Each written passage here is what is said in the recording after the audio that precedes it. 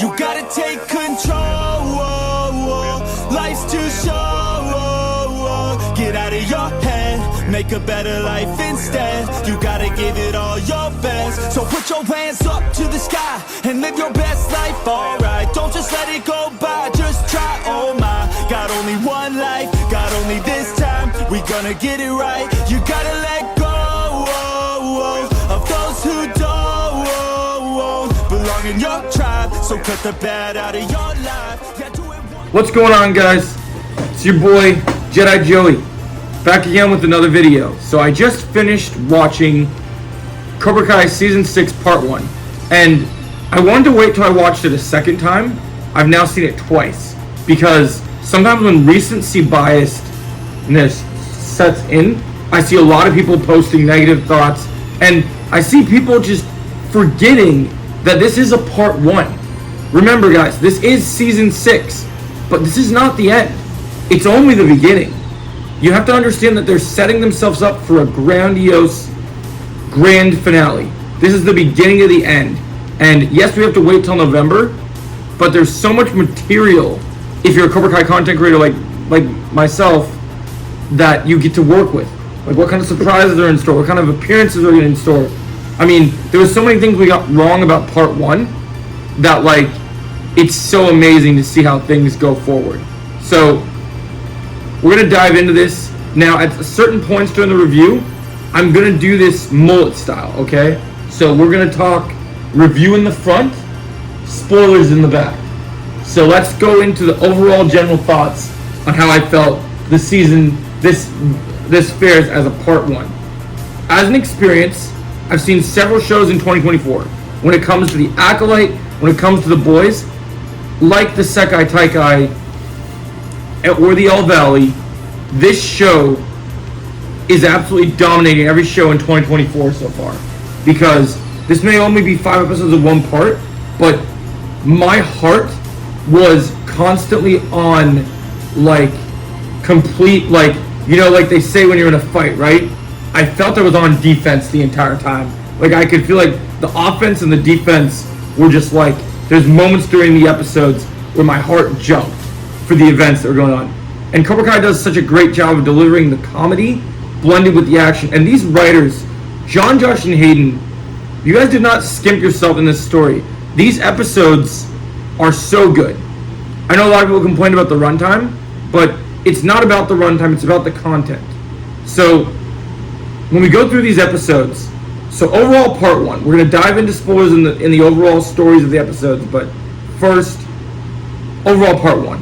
Incredible writing, incredible storytelling, the most badass, most kick-ass martial arts fights I have seen. While there aren't as many as I was expecting, the ones that are there, and the level of excitement, twists and turns, surprises, the gifts just keep on giving, and I just am blown away by this whole thing.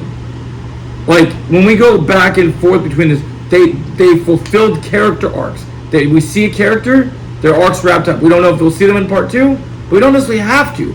We don't have to waste our time on filler. We're just moving along, fulfilling the legacy and moving forward. You know, like Johnny's lesson, we're not going to be stuck in cement. We just keep moving forward. So we're moving along. Let's start with episode 1, and then I'm going to rate every episode. And this is where, this part of the section, if you guys have not seen this episode, this is where we're going to dive into the spoilers. So we kick off episode 1. Episode 1 is called Peacetime in the Valley. Now, in this first episode, we start out with Cobra Kai is gone. Silver's gone. The good guys are living the good life. They're happy. We have some upbeat music playing. We get to see everyone living under one roof. Robbie, Miguel, Carmen, and the baby. Still isn't born yet, but they're, you know, getting ready to go to school. We get to see what East Valley High life is like. We get to see all our kids together in school. It's so cute and has some great sympathetic music. We even get to see, before even that happens, when it comes to go to the dojo, we see Johnny learns that Eagle Fang has been shut down, and then they have to all go to Miyagi-Do, which breaks my heart because Johnny's Eagle Fang, I mean, Johnny's arc, Johnny is my favorite character, and this arc for him has been a true roller coaster and has been truly amazing. I just was blown away by what they did with him in this season. And we're going to continue to talk about him, but my heart broke for him seeing that his dojo was gone. And so then he brings his tools back to Miyagi-Do, and we have a conversation between him and Daniel and Chosen, and they go, kind of plan their lesson plan. But first they got to see the Miyagi logo, and the big dojo name, the big anticipation was that it's called Miyagi Fang. But Daniel doesn't accept that because the symbolicness is that we're going to go into these episodes as we go by, is that we're going to see just the full-fledged movement on, wow, that here are these things. Daniel looks at Mr. Miyagi in this almost godlike way as like his father figure. Like that, the man is perfect. There's nothing wrong, like God, not a single flaw. But as we find out as we progress through, as we're praising performances, Ralph Macchio does a great job, Daniel, of capturing the fact that that's not the case. That's not where we're headed at all. That's not the case. We're seeing things at an all-time level. Things are good for the LaRussos. They're good for everyone. And then, as the episode goes forward, we see all our kids training. We're trying to figure out what we're going to do. And so then we have, throughout the episode, we have Robbie and Miguel trying to get Sam and Tori to, work together, to blend in, to mend the fence after they finally gained ground together. And seeing them as brothers is really moving and really great. So as we go to golf and stuff for our double date, the girls aren't into it. We have some fun moments. Robbie's there, beats the punching bag record. I'd like to take a swing on that, Robbie, because I think my leg speed might beat you. But I mean, it's pretty cool. He is like my TV clone, so I don't know. Maybe me and him would hit the same speed, but that's not the point. Besides, and then Robbie runs into Kenny, and he tries to convince him because Kenny, and we see Kenny in the high school scenes too. Kenny's got a deeper voice. He's older. Looks like he's been hitting the gym, getting jacked. It's great seeing these characters and seeing the evolution of where things have gone. And so as we move through, Robbie wants to make amends with Kenny for what happened in season 4 and 5, and Kenny just doesn't want to listen. And Robbie kind of keeps pestering it, instigating whatever he can do. And then finally, Sean shows up. And Sean warns him, stay away. I know all about everything that's happening. And then the Payne brothers just want to enjoy their batting cage stuff. And then Sean thinks that Kenny is too old for this. So then Robbie shows up, talks to them, and Sean pushes them. And Kenny's like, "Oh, hey, let's just go. We don't have to do this." But then a roar of thunder happens, and a fight breaks out between Robbie, Kenny, and Sean. And then Miguel jumps in, and both Sam and Tori realize as they're trying to deal with Kenny, you see Sam and Tori working together using Miyagi-Do defense to kind of restrain Kenny. And then Kenny and there's some cool kicks thrown in this movie, in this showdown. A lot of people thought this was going to be one of the most hyped showdowns. I will say, while I don't find the season disappointed, I did find this fight a little underwhelming, considering we were looking forward to seeing the two brothers face off, and I didn't feel like this fight was nearly long enough. I feel like it could have been a little more extended, but I think the point of it was shown well, and all the actresses and actors do such a good job in this scene. I'm loving one character we're going to talk a lot about in this review is Peyton List, man. Peyton List is amazing, and we're going to continue to talk about her in this review. So, episode 1 moves along. We have conflict between Chosen and Johnny, and they agree that they want Eagle Fang to not stand, and they want Miyagi-Do to be the only way. And so Johnny and Chosen come to the idea that they got to fight, and so we head towards that area. And after so much is happening, it just becomes an all-time low, crazy situation. So then we move forward. We're still trying to prepare for the Sekai Taikai. We have everyone getting ready. And then, as we power through the episode, we see the two girls getting along perfectly, getting ready for intense training, and we kind of start ending the episode with, it's final after good conversations, after Johnny has a run-in with Stingray with an axe that we saw in the trailer. Stingray's basically trying to tell him, hey, I've Cobra Kai was badass, and we need you in Cobra Kai. And it was a fun little cameo. It was nice to see him. I don't know if he'll be in more this season, but I liked how this put closure on his arc. I thought it was well done. I really enjoyed how it was handled. And so then, after seeing the kids and stuff, Johnny's come to the realization that he doesn't want to be Cobra Kai. He doesn't want to be Eagle Fang, because Cobra Kai and Eagle Fang, that same aggressive style is the same. He doesn't want to fall through with the idea of John Kreese's legacy. And so that's not something that he sees as an option. So then he decides to fight Chosen, but what's fun is he's not fighting him for what dojo to be. He accepts that Miyagi-Do has taught him a lot, and that he's ready to continue his Miyagi-Do training as a Miyagi-Do sensei. So him and Chosen fight for fun, and it's a fun, good sparring match. Really enjoyed this fight. It had some comedy in the mix of it. Seeing them go at Daniel, really good martial arts moves here. William Zabka has become an incredible martial artist. Chosen's great. Ralph Macchio does some great martial arts in this season as well. I really love how that moved forward. I really thought that was so well handled, and it just was brilliant. I couldn't say it any other way. It blew my mind. It was brilliant. They absolutely crushed it, and it just delivered. And then the last scene of this episode is Kreese shows up looking for Kim Da-eun, and he says, "Tell Kim Da-eun Cobra Kai is back." I love Martin Kove. So this is the first episode of the season. It really kind of packed in a lot of emotions. It had some good comedy. We have Johnny as a Miyagi-Do sensei. I got to give this first episode, I think I'm going to give all these very high ratings, but I think I'm going to go with this one probably about a 9.1 out of 10. I thought it's a very solid episode. It had some fun moments, closed some good closures, some good gaps. Absolutely incredible stuff. So then we enter episode 2. And this is the big episode, guys. This is the granddaddy of them all. Alright, so we head into episode 2, and this episode kicks off with a flashback where we finally see C.S. Lee as Kim Soo-young. And Kim Soo-young is a badass, guys. This guy can, you ever played the Shifu games? He can kick so high.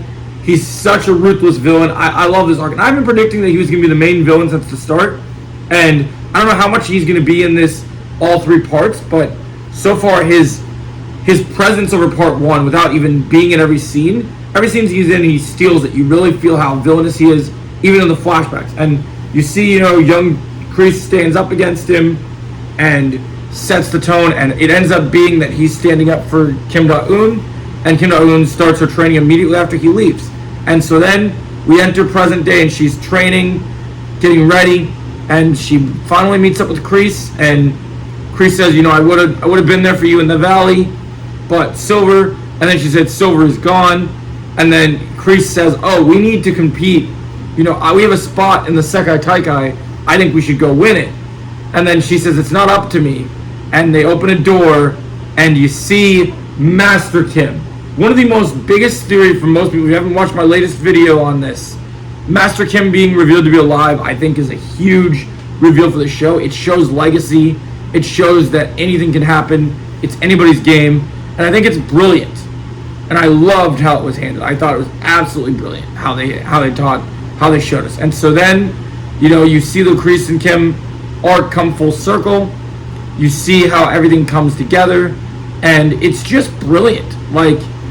So he goes, and then Master Kim ends up sending Kreese on this quest. He's like, hey, I'm not going to do the Sekai Taikai, but we're going to say no right now because I need to see that you're worthy. So he gives him a test. So you go through the Empire Strikes Back cave journey. And so he goes to retrieve this family knife that Kim Soo-young wants him to retrieve. And so basically he goes into the cave, finds this little white cobra. It bites him, and he kind of we're stunned. And in the meanwhile, we know Miguel wants to go to Stanford, so our boys are going to college. The Binary Brothers and Miguel are trying to figure out a college, going to college tour, and they run into Kyler and Brooks at a college when they're trying to set up safe schools, because earlier in episode 1 there was a leak that kind of set off everything, and the leak kind of has changed a lot of the plans. So you get to really see that come into fruition, and I really like how that was set up. So our boys are going to college, and as the episode escalates, we see Kreese back in the cave. He survives his cobra bite, and he starts to hallucinate. Confronts young Silver, realizing his weakness is adult Johnny Lawrence. And even though this is a hallucination battle, I think this is foreshadowing, and I might even do a video. I think we are in for one hell of a John Kreese and Johnny Lawrence fight scene in either part 2 or part 3, because honestly, the way this scene was set up, the fact he was in his original All Valley Cobra Kai gi when he's fighting him, and Kreese, despite this being a hallucination, showed no mercy. This is a no mercy Kreese like we've never seen, and Martin Kove is just brilliant. He showed no mercy. He was badass. I love how he has no fear and no weakness in this moment. He even kills the cobra, brings the knife back to Kim Soo-young, and his quest is complete, and the villains are ready to make their move in the Sekai Taikai, which we'll get to more in episode 3. So then we move forward, and we head into everything that is going on, and we're back in the college kids. The college kids see Kyler kind of being used as a pushover by these frat kids. And so Hawk, Dimitri, Miguel, Robbie, after we see how Brux's story fits into everything, the whole MIT joke was pretty funny. Our boys end up, through epic music that's being played, getting into a frat house fight. And so this fight is incredible. It's incredible. This is so cinematic. I see what Show was talking about. The way the kicks are shot. As a martial arts fan, this did not disappoint. It absolutely delivered on all fronts, and you could feel the sensation of just pure amazingness. Hawk's moves were great. Dimitri got some great moves in there, and Kyler. I love freaking Kyler, man. Kyler literally saying, "Bitch, don't you know I know karate?" Like, it was so good. And I love how it pays homage to Miguel in season 1. Lots of great callbacks. Loved seeing the conversation between Miguel and Kyler, how everything had, and then they finished Kyler's story off by letting Kyler get into another frat, which was great.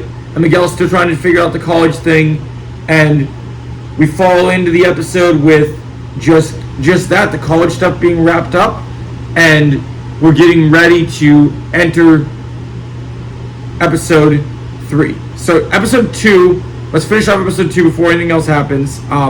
We end episode 2, and we find out as we get into episode 3. We'll cover this a little bit more. But yeah, so at the end, so episode 2, I thought was all the Kim Soo-young flashback stuff, him being alive in the present day, the college fight with the amazing music, the Kreese Empire Strikes Back Dagobah scene. I gotta give this episode a 9.7 out of 10.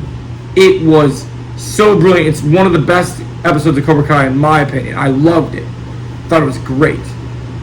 And it just set the bar on a level that I just could not even imagine. It just was mind-blowing.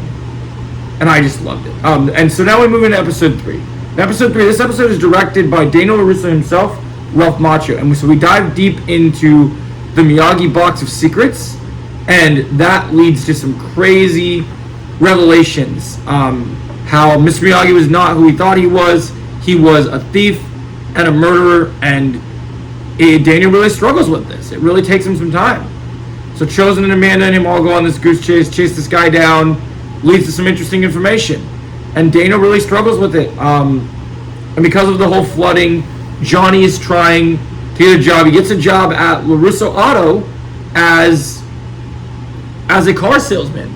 And so they're working together both at the dojo and at LaRusso Auto. And, you know, it feels like Johnny's kind of taking Daniel's job. He's better at the salesman stuff. And I think that's really cool. I'm loving where Johnny's arc is going. And then, you know, we have this whole thing where Tori and Sam over these episodes have kind of started to to struggle with everything as they become close friends. That they're not hitting as hard of punches getting ready for the Sekai Taikai. And we learned the Sekai Taikai is going to be in Barcelona, and that we can only have 6 fighters. So we have to get ready for what that's going to entail, which we'll get into in episode 4. So we only have 6 fighters in the Sekai Taikai, and there's going to be team captains as well.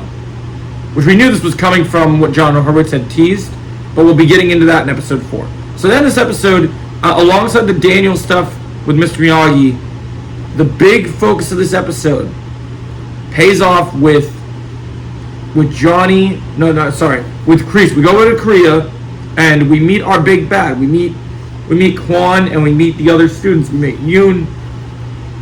And so Kwon is played by Brandon H. Lee, if I said that correctly. He was the stunt double of Shang-Chi in the movie Shang-Chi, the Marvel movie. And I think he's a prime candidate for live-action Sasuke. The guy is amazing.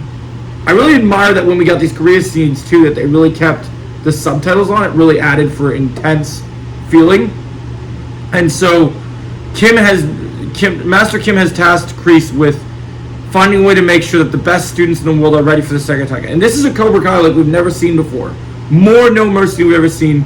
Kwon is so disrespectful, and even his former students are turning against him, and Kreese punishes him, trying to figure out the way to teach him. And then Kreese pulls him aside and says, hey, you want to be the best? Well, then you got to beat these guys. And so then we get this amazing fight where Kwon, it's lit up by amazing like torches at night, and Kwon does a split kick, several spinning hook kicks. Kwon is the Korean stuff is awesome. We get to see we've graduated to a whole new level. We have 540 hook kicks. We have literally split kicks. So Taekwondo has fully been brought in here, and it's beautiful. Beautiful techniques executed so beautifully and well. Kim's students, we feel like we have like the ultimate Cobra Kai ready for the ultimate battle against Miyagi-Do, and it's amazing. And this Cobra Kai is like each of these students, it's like the Psycho Pirates from Power Rangers. If our heroes are like the Mighty Morphin Power Rangers, these are the Psycho Rangers ready to unleash all hell. And it's brilliant. It really is. It's so well handled. And I loved it. I thought it was so good. So I love episode 3. I'm going to give episode 3 a 9.5 out of 10. It's not quite as good as episode 2 in my opinion as a writing standpoint, but it's still very good. It has a lot of great moments. It's probably one of my other favorite episodes. And so then we head into episode 4, and now with everything with Johnny and Daniel, they have to have a conversation. Now they're working together about who their students are that they select, and they pick a good roster, but they can't decide on who's going to win through this. So they have to call in Mike Barnes to solve this.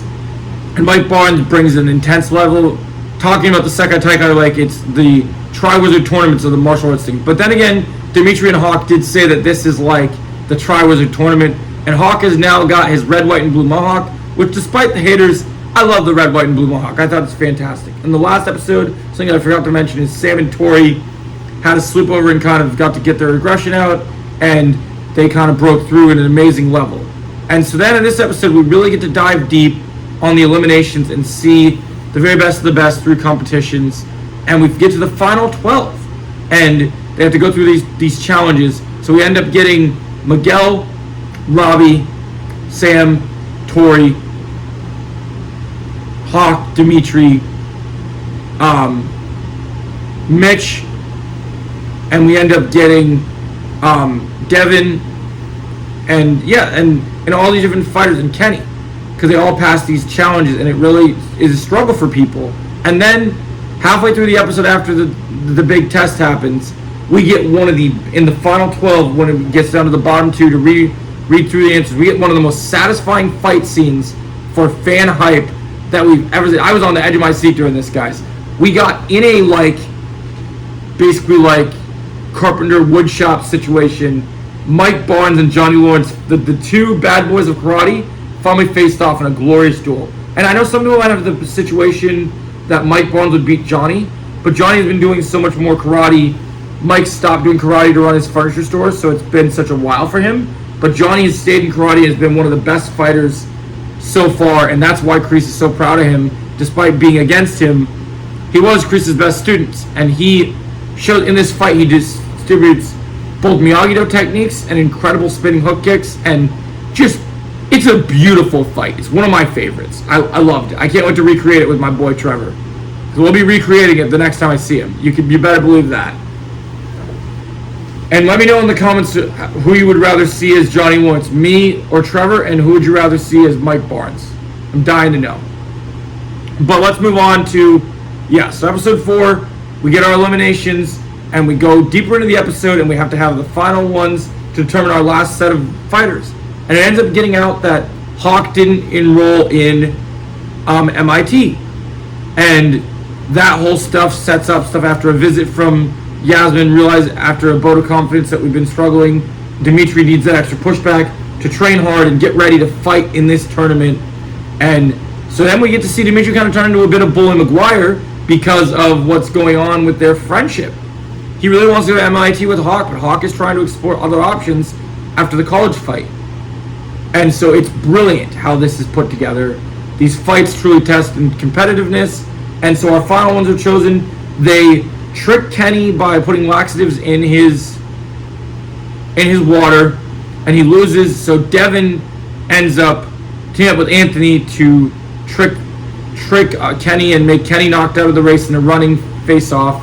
And it's really sad because, honestly, that's not how we wanted things to go down.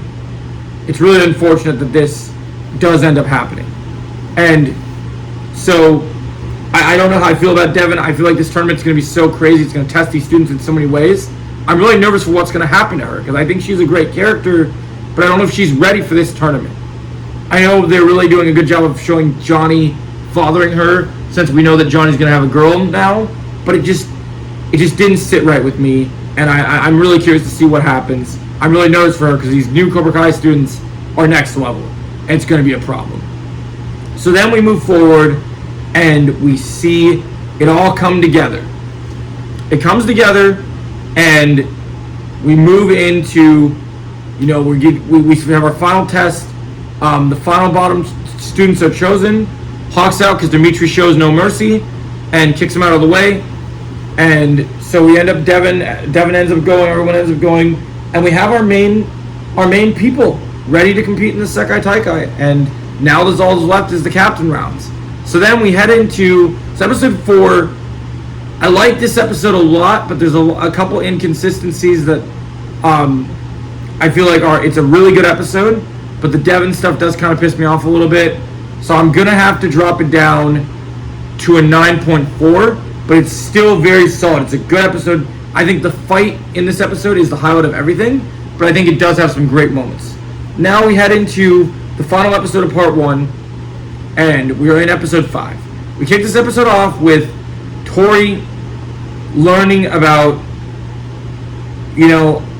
basically learning about her mom, which we'll get into in a little bit. But first, we start this episode with Kreese confronting her in the parking lot, saying, this is you're my champion. And he denies her, and they get ready to have the setup to train for the tournaments for the captains. And so Tori's supposed to train with Robbie. Miguel's supposed to train with Sam. They're supposed to get ready after they've mended their friendships. They got to fight each other to see who's going to be team captain.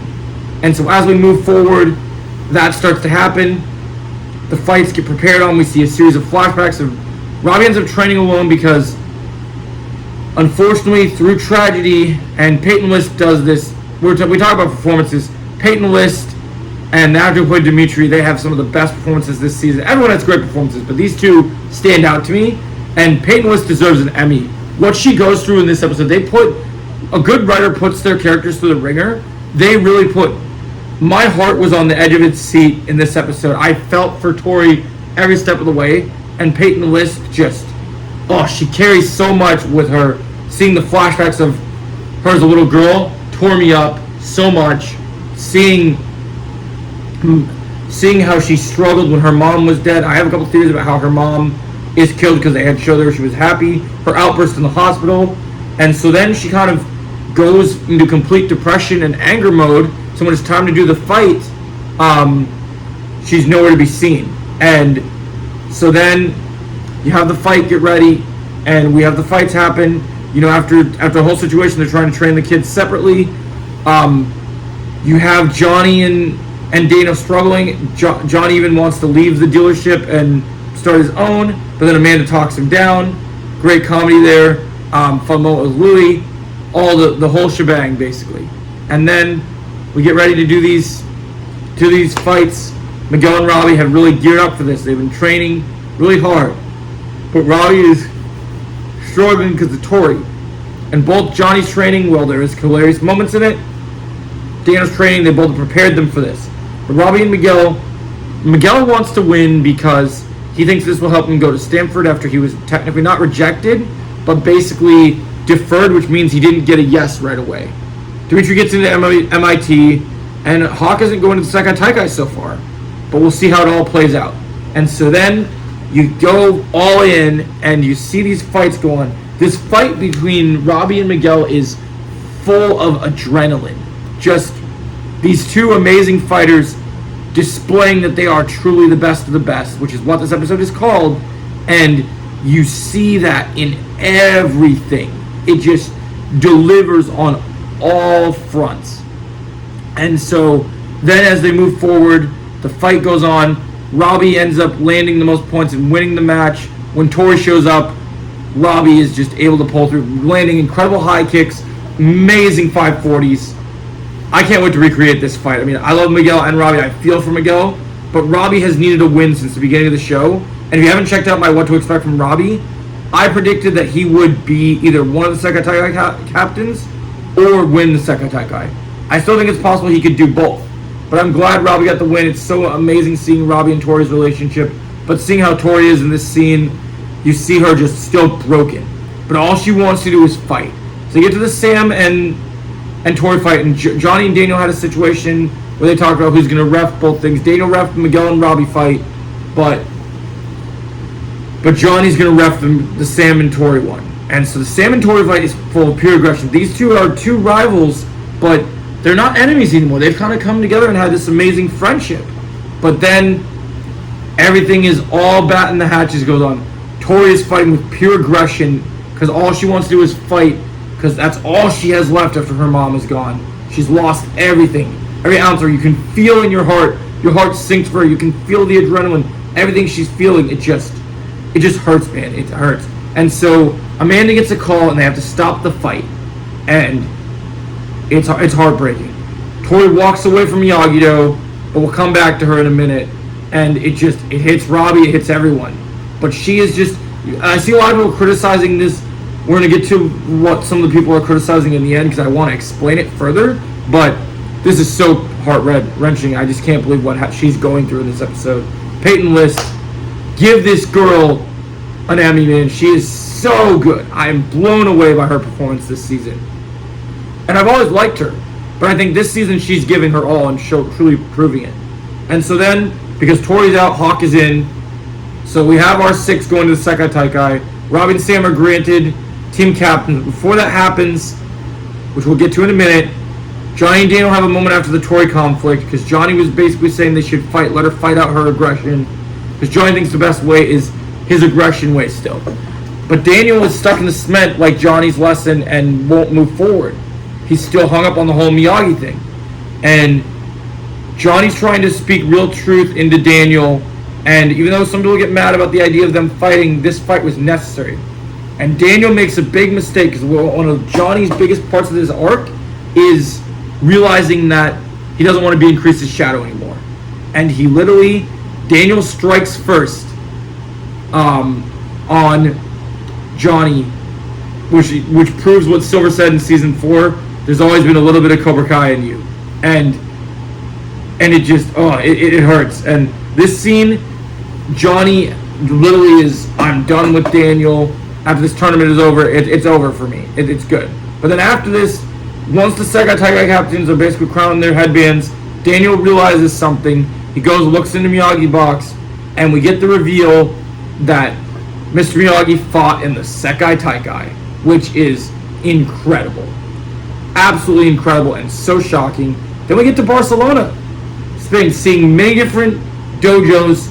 There's some yellow ones, there's some green ones, there's some Panthers, there's some Tigers. So many cool dojos.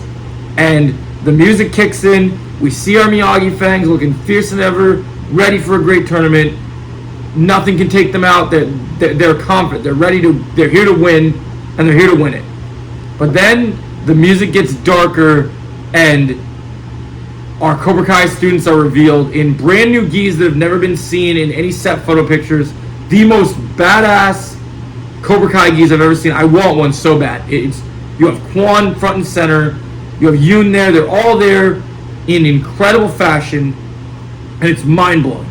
And then all of a sudden, as the music sets in, you see Kim Da-eun and Kreese show up, and then, to shock our heroes, Tori Nichols fighting for the bad guys again, back in Cobra Kai. But you guys are calling this lazy writing and thinking that they're taking a step backwards with here. This is a step forwards. Tori is hurting.